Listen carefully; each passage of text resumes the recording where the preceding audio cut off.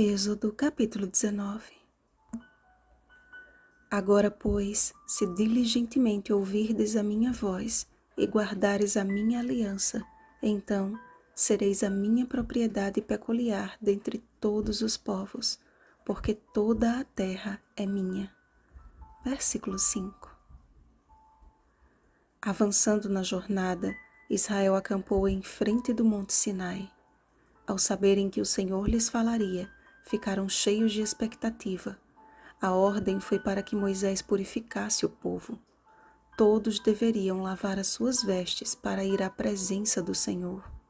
Era propósito de Deus que a nação de Israel fosse sua fiel testemunha ao mundo, proclamando o seu nome entre todas as nações.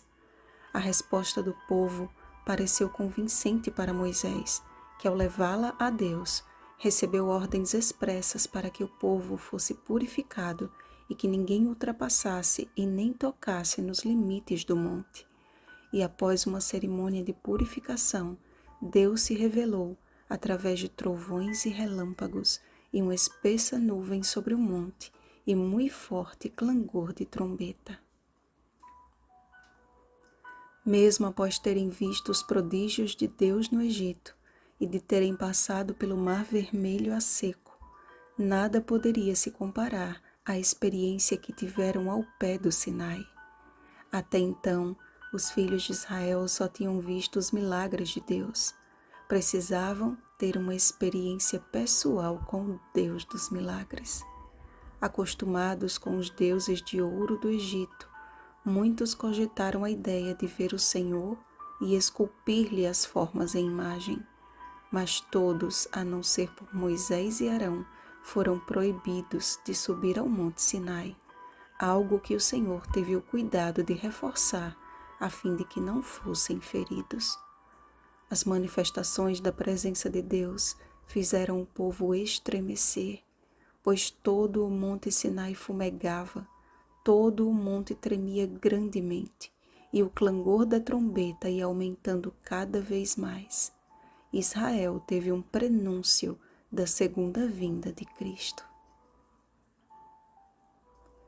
Este episódio é um tipo do tempo que antecede o retorno de Jesus à Terra. Deus tem hoje um povo de sua propriedade peculiar, reino de sacerdotes e nação santa, para proclamar ao mundo as boas novas de salvação, como está escrito: Vós, porém, sois raça eleita, sacerdócio real, nação santa, povo de propriedade exclusiva de Deus, a fim de proclamardes as virtudes daquele que vos chamou das trevas para sua maravilhosa luz. 1 Pedro capítulo 2, versículo 9. É um chamado de obediência que prontamente nos atrevemos a declarar: tudo o que o Senhor falou faremos. A verdade nos é dada como fonte de toda liberdade, mas basta o primeiro confronto com nossos gostos não convertidos para a rejeitarmos tão rápido quanto a professamos aceitar. Israel precisava ouvir a voz de Deus, não somente para nele crer, mas também para crer em Moisés, seu profeta. Disso dependia a segurança e a prosperidade da nação eleita, como está escrito: crede no Senhor vosso Deus e estareis seguros. Crede nos seus profetas e prosperareis. 2 Crônicas capítulo 20, versículo 20. Deus nunca deixou seus filhos às escuras.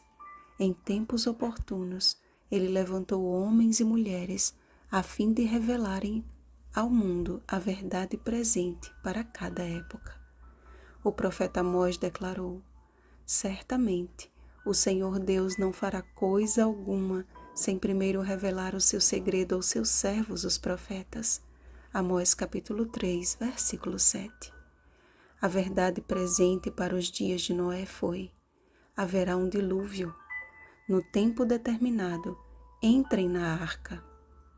Nos dias de Elias foi: não haverá chuva até que eu peça, adorem somente a Deus. Nos dias de Jeremias foi dito: entreguem-se à Babilônia, o Senhor cuidará de vocês. Nos dias de João Batista foi: Arrependam-se de seus pecados e sejam batizados. Eis que é chegado o Messias. Será que o Senhor deixaria o seu derradeiro povo sem profecia? Como igreja profética, temos em mãos a palavra de Deus, além dos mais valiosos testemunhos dados pelo Senhor à sua serva Ellen G. White, uma mulher simples que se colocou nas mãos de Deus como uma humilde serva, a fim de nos revelar o sonido certo da última verdade presente. O espírito da profecia, Apocalipse capítulo 19, versículo 10, como uma das características do remanescente dos últimos dias, não é um compilado de conselhos ultrapassados, e sim mais de 100.000 páginas da sabedoria e do conhecimento do Senhor. Quem lê os escritos da irmã White, juntamente com a Bíblia, com o objetivo de conhecer a Deus, certamente experimenta uma comunhão mais viva e eficaz com o Eterno e compreende de forma cada vez mais clara a vontade dele para o seu remanescente. À resposta rápida do povo, o Senhor replicou com a ordem de purificação: lavem eles as suas vestes. Assim como a palavra de Deus nos aponta para Cristo, o espírito de profecia tem a mesma função. Não obedecemos para sermos salvos, mas porque fomos salvos. Primeiro Israel foi liberto do Egito, para depois receber a lei. Primeiro somos lavados pelo sangue de Cristo, para depois darmos os nossos primeiros passos na nova vida. Primeiro Jesus perdoa, e só depois ele diz: vai e não peques mais. João capítulo 8, versículo 11. Eu creio que esta será a geração que verá as manifestações sobrenaturais do Senhor quando ele vier com toda a sua glória. Mateus capítulo 24, versículos 30 ao 31. E a purificação que nos habilitará a contemplar a face de Jesus não será o lavar das nossas vestes materiais, não por obras de justiça praticadas por nós, mas pelo lavar regenerador e renovador do Espírito Santo. Tito capítulo 3, versículo 5. O Senhor deseja te purificar. Você aceita?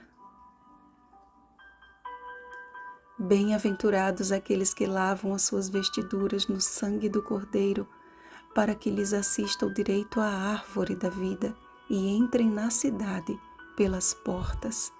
Apocalipse capítulo 22, versículo 14.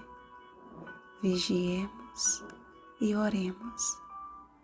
Bom dia, lavados pelo sangue de Cristo. Oremos pelo batismo do Espírito Santo. Oremos uns pelos outros. Rosana Garcia Barros.